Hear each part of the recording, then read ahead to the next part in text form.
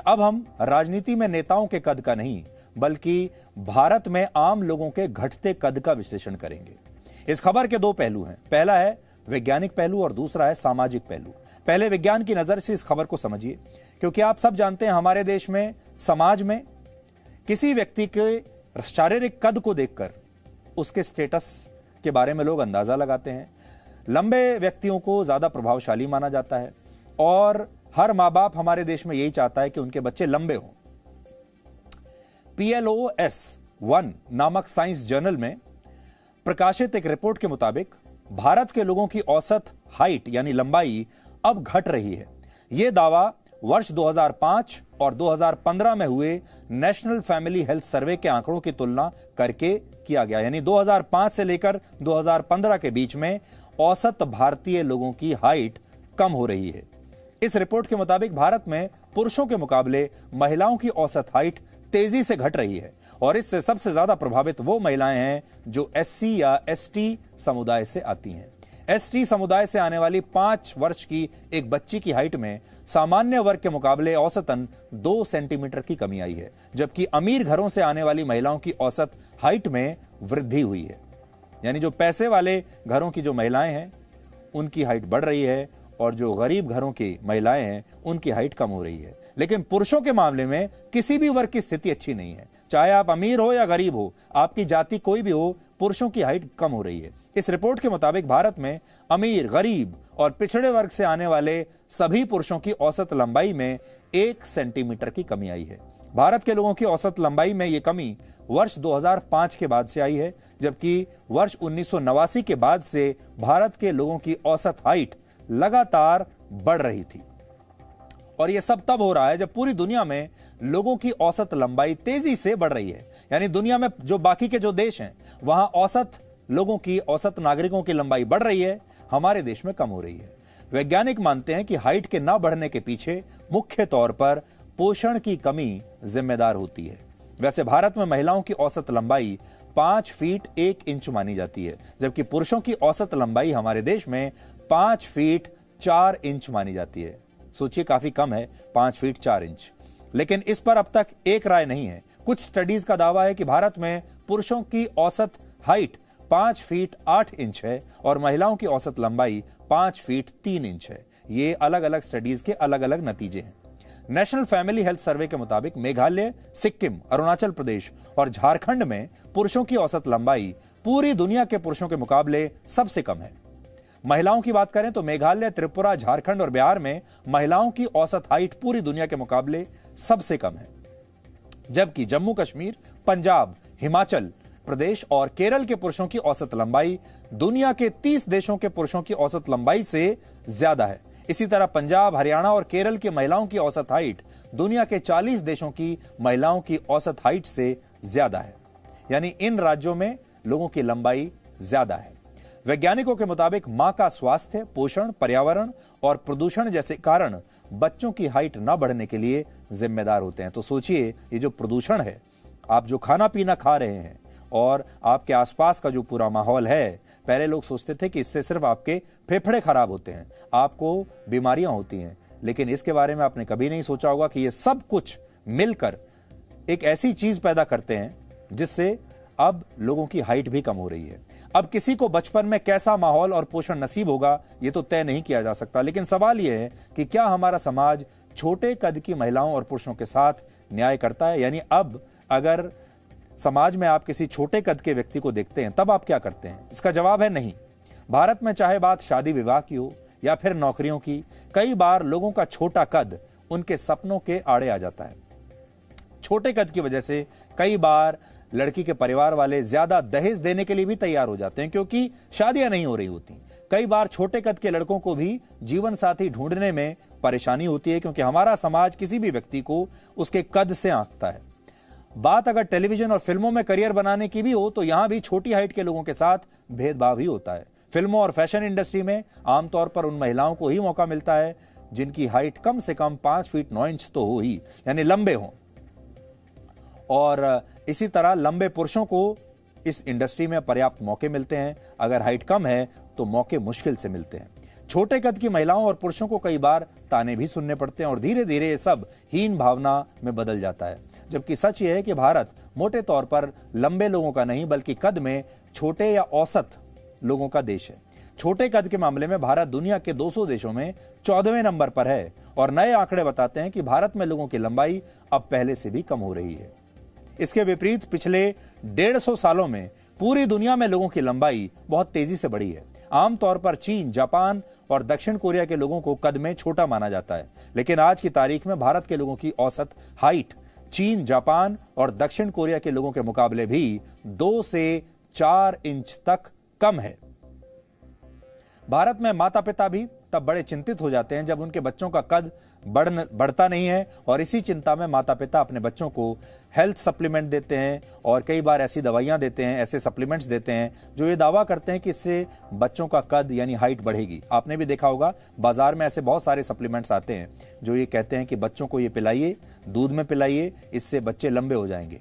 भारत में आज हेल्थ और ग्रोथ सप्लीमेंट का बाजार 30,000 करोड़ रुपए का हो चुका है। लोग अच्छी हाइट ही नहीं चाहते बल्कि अच्छा दिखना भी चाहते हैं और यही वजह है कि भारत में ब्यूटी प्रोडक्ट्स का बाजार इस समय 2 लाख करोड़ रुपए का है, जबकि कॉस्मेटिक सर्जरीज का बाजार 1,000 करोड़ रुपए का हो चुका है और आने वाले टाइम में और बढ़ेगा।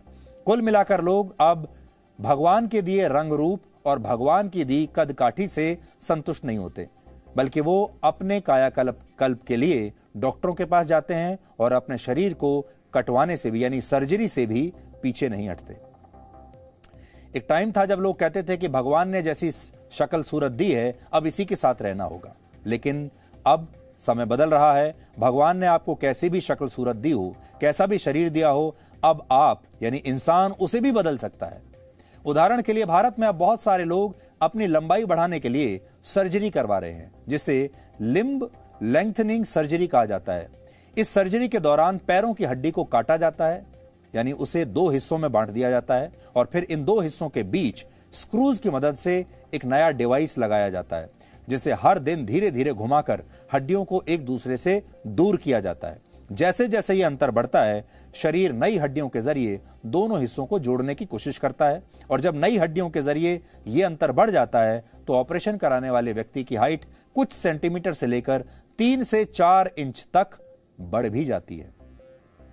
इस प्रक्रिया में सर्जरी कराने वाले को बहुत दर्द होता है, बहुत पीड़ा होती है और इसका फाइनल रिजल्ट आने में 10 से 11 महीने तक लग जाते हैं। लेकिन फिर भी इस बात की कोई गारंटी नहीं है कि सर्जरी कराने वाले की हाइट उसके मन मुताबिक बढ़ ही जाएगी, लेकिन फिर भी लोग ये रिस्क उठाने के लिए तैयार हैं क्योंकि उन्हें लंबा दिखना है। आज जी न्यूज की टीम एक ऐसे ही अस्पताल में पहुंची जहां इस तरह की सर्जरी की जाती है। हमारी टीम ने इस तरह की सर्जरी कराने वाले लोगों से आज बात भी की, जिन्होंने नाम और चेहरा ना दिखाने की शर्त पर हमें अपनी कहानियां बताई। किसी को डर था कि कम हाइट की वजह से उसकी शादी नहीं हो पाएगी, किसी को करियर में आगे ना बढ़ पाने की चिंता थी, तो किसी ने स्कूल में साथ पढ़ने वाले बच्चों के तानों से परेशान होकर यह सर्जरी करा ली। आप भी इन लोगों की कहानियां सुनिए। इन लोगों की एक शर्त थी कि आप हमारा नाम मत बताइए और हमारा जो चेहरा है उसे मत दिखाइए, क्योंकि ये अपनी प्राइवेसी को मेंटेन करके रखना चाहते थे। इन सब की जब आप कहानियां सुनेंगे तो आपको समझ में आएगा कि भारत में हाइट को लेकर समाज की सोच कितनी छोटी है।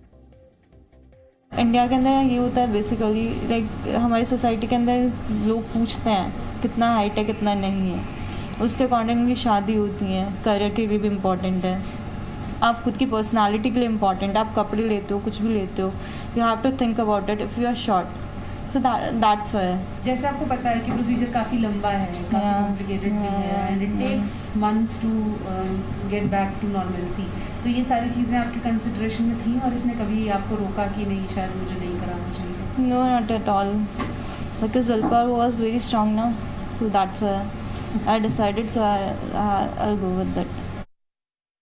ऐसा था मैम कि मेरे थोड़े में मतलब शॉर्ट स्ट्रक्चर्ड मेरा थी, तो वो थोड़ा अनकॉन्शियस फील रहता था कि नहीं अब ठीक नहीं है और कराना है, तो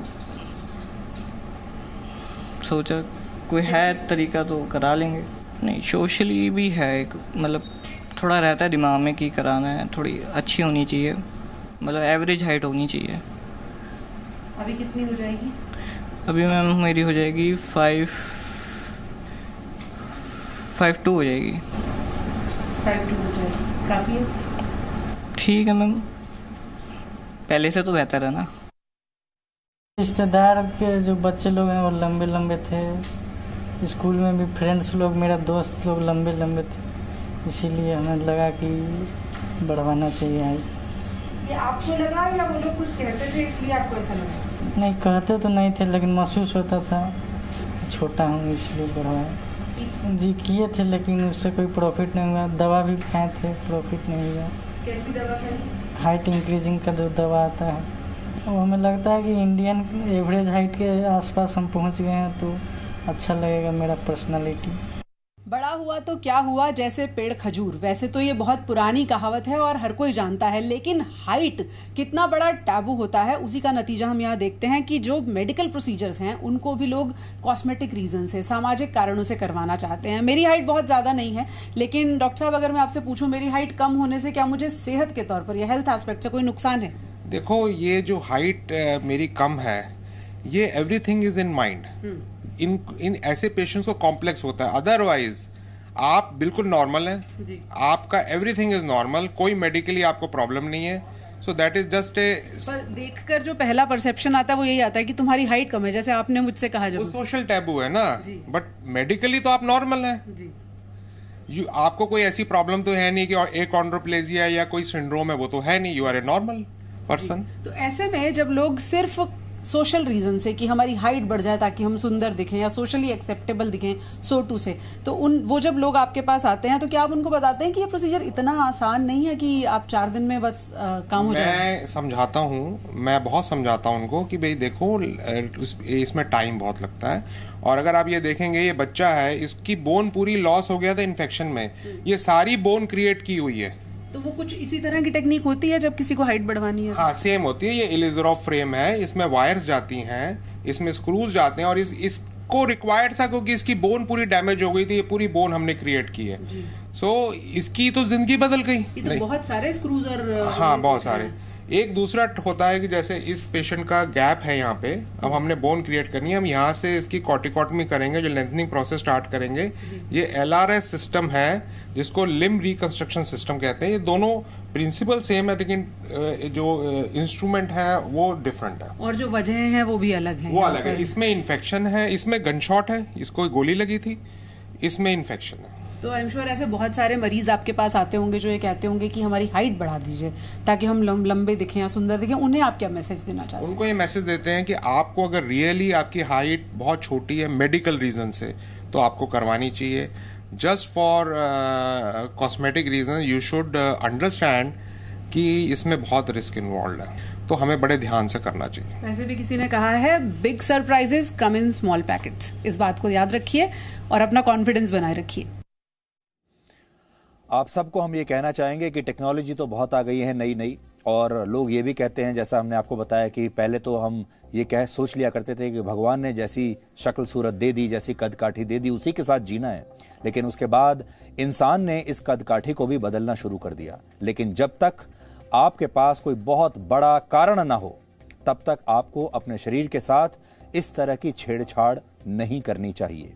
इन लोगों की बातें सुनकर आपको समझ में आ गया होगा कि भारत में छोटे कद के प्रति लोगों की सोच क्या है और कितनी छोटी सोच है। लेकिन अब आपको एक ऐसे मनोवैज्ञानिक से हम मिलवाते हैं जिनके पिता खुद हाइट बढ़ाने वाली सर्जरी करते हैं, और ये मनोवैज्ञानिक भी अपने छोटे कद की वजह से परेशान थी। वो अपने पिता से बार बार ये कहती थी कि आप सबकी हाइट बढ़ाते हैं सर्जरी के जरिए, तो इसी ऑपरेशन से मेरी भी हाइट बढ़ा दीजिए। लेकिन एक दिन अचानक उन्हें ख्याल आया कि उनकी हाइट उनकी पहचान नहीं है। इसके बाद उन्होंने सर्जरी की जिद छोड़ दी और अब वो खुद लोगों को हाइट बढ़ाने वाली खतरनाक सर्जरी के प्रति आगाह कर रही हैं। और हम भी आपसे यही कहेंगे कि आपका जो कद काठी है वो आपकी पहचान नहीं है, आपकी जो शख्सियत है वो आपकी पहचान है।